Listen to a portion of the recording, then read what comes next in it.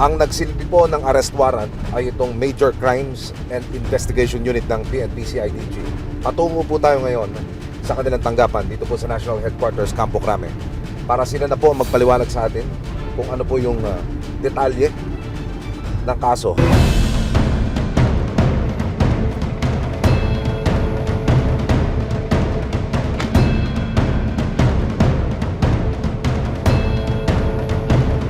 Para matunton ang lokasyon ng suspect, isang babaeng asset ang nagpanggap at nakipag-friendship kay Jeffrey.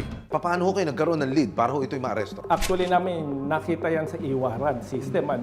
Tapos, nung nakita namin sa e-warrant system, nakipag-ugnayan tayo sa complainant. And then, sa tulong na rin ng social media. And then, gumamit din tayo ng agent na babae para makakonect sa akusado. So, itong akusado, niligawan yung agent natin. Aba! Jeffrey, ready ka bang mag-level up yan mula sa talking stage to you are under arrest?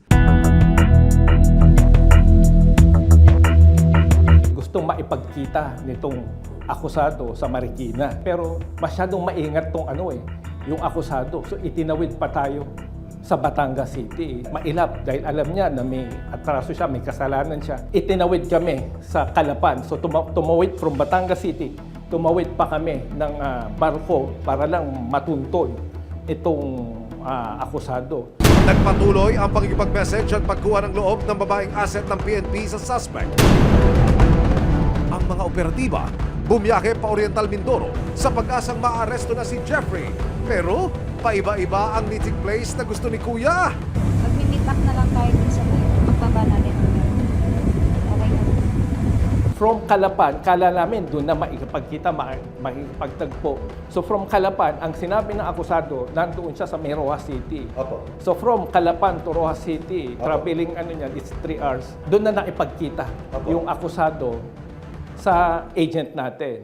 Nagpanggap ang asset na atat na siyang makita si Jeffrey at siya'y on the way na ng Rojas City.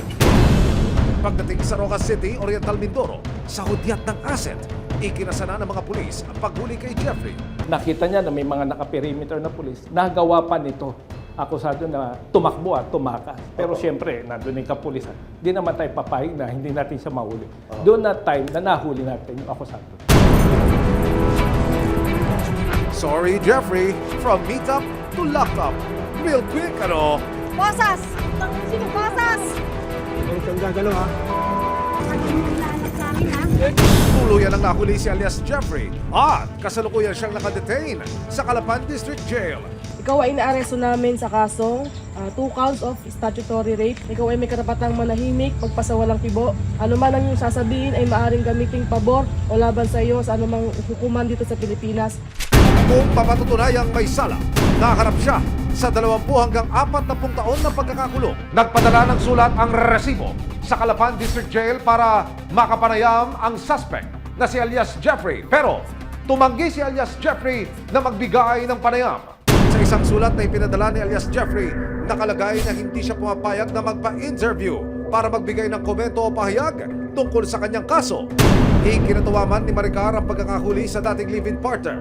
Kapansin-pansin pa rin daw ang pag-iiba ng kilos at gawin ng kanyang bunsong anak. Hindi niya po siniseryoso yung mga tanong sa kanya. Minsan po pangiti-ngiti po siya. Akala niya po yung mga tinatanong sa kanya kung ano lang. Pero inabot man ang 4 na buwan ng paghahanap kay Jeffrey, ang makalaga, mas malapit na raw sila sa katarungan para kay Angela.